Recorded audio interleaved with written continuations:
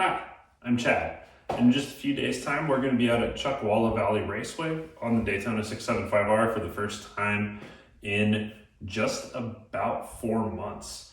So this bike's been down for a little while. I had an issue with my brakes, which I got into in another vlog, but long story short, brakes were sticking, so the calipers, pistons, pads dragging on the rotors pretty hard. Front wheel was barely spinning. I went to go try to resolve this issue myself by cleaning up the seals around the pistons inside of the caliper, and I got a little overzealous and ended up getting a piston that had semi-popped out. It was a little bit cockeyed, and went to go put it back in with a crappy Amazon tool that was 15 bucks.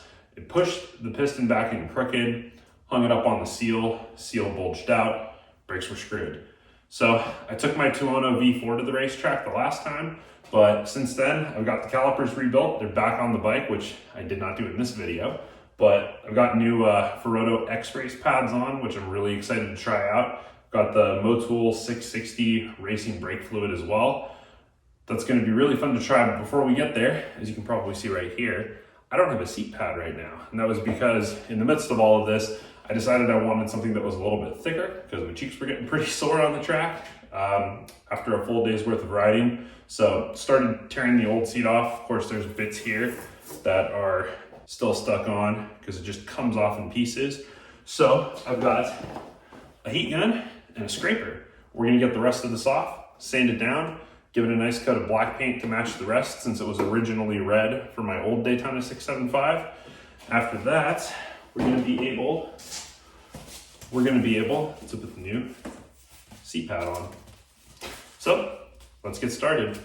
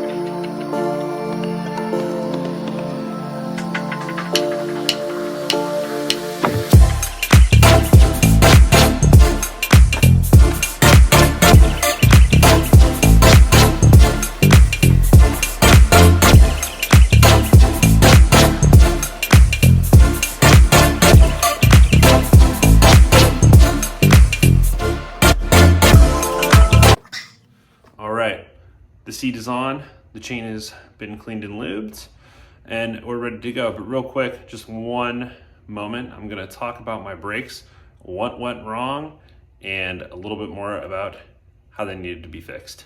So in an effort to fix this, the night before I was going to the track like a dummy, I took the calipers off. This one in particular was the only one that I got to, the right-hand side one.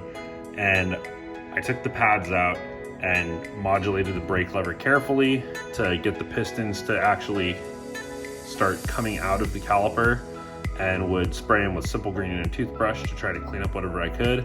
Well, I pressed the brake lever just a little too much. Got one that had just started to pop out from behind the seal. And then I had this flimsy tool that I bought on Amazon, which is in a box now, and I'm not gonna go bother digging it out because it's a worthless piece of crap. But it flexed when I went to go push the pistons back in and push two of them in crooked, which made the seals pop out past the piston and just rendered them completely stuck. So I had to take the calipers to go get rebuilt at a shop, Rider's Revelation, over in Costa Mesa. And unfortunately, being that we're in a pandemic, Triumph was back ordered on the seals, so it took a while for them to show up, but they finally did. Riders did me good. Got the calipers put back together, and then as I mentioned earlier in the vlog, I've got new Ferroto X-Race pads in here, and then I deglazed the rotors, so I'm gonna need to bed those in when I first get to the racetrack. In addition to that, not that you're gonna be able to tell the difference, but that's some fresh brake fluid right there. That's the Motul 660 racing brake fluid, as I mentioned before. So hopefully we're gonna get less fade and better stopping power. It's gonna be exciting to see, but she's looking good. All right, so we are out here at Chuckwalla Valley Raceway. It is cold, and here we go for the day. I rented this badass 2020 Mercedes Sprinter 3500. Rented it on Tuono. Super amazing van, super comfortable, drives great. All set up in there. Bike's over there and friends. So bike's all ready to go. Just waiting here to get ready to go out, skip the first session of the day. Just don't like rushing. Usually isn't good for you and leads to mistakes. So taking my time, being patient. Like I said, the bike's all good to go. Just got to bed the pads in first time out on the track. Gonna be really cool to see how the new braking setup goes. I did my best to bleed absolutely every little droplet of air out of the brakes, so hopefully it'll be really good. But we'll get out there and report back soon.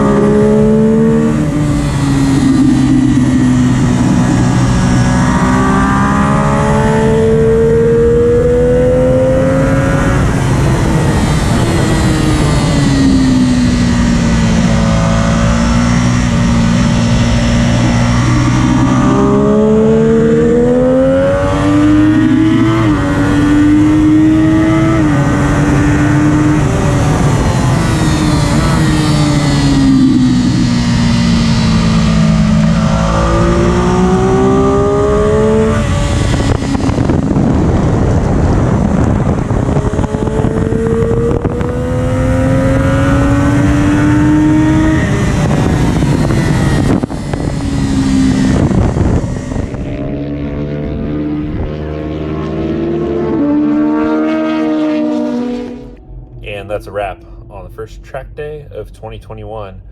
Daytona did well. The brakes were feeling a lot better.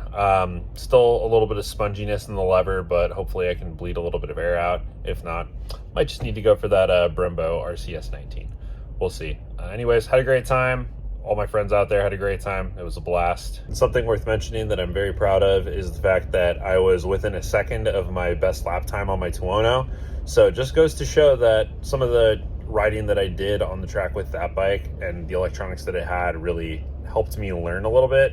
So going back to this, where literally the only electronic anything other than fuel injection that it has is a quick shifter, you know, it really helped out a lot. I'm stoked on that and looking forward to getting faster the next time I go out. Anyways, thanks for watching. If you enjoyed this video, go ahead and, you know, give it a little click the like button there. You don't have to smash it or anything crazy like that. Click subscribe if you want to see more track day amateur motorcycle dude content, as well as some Aprilia Tuono V4 content. And yeah, prosper. I hope you do.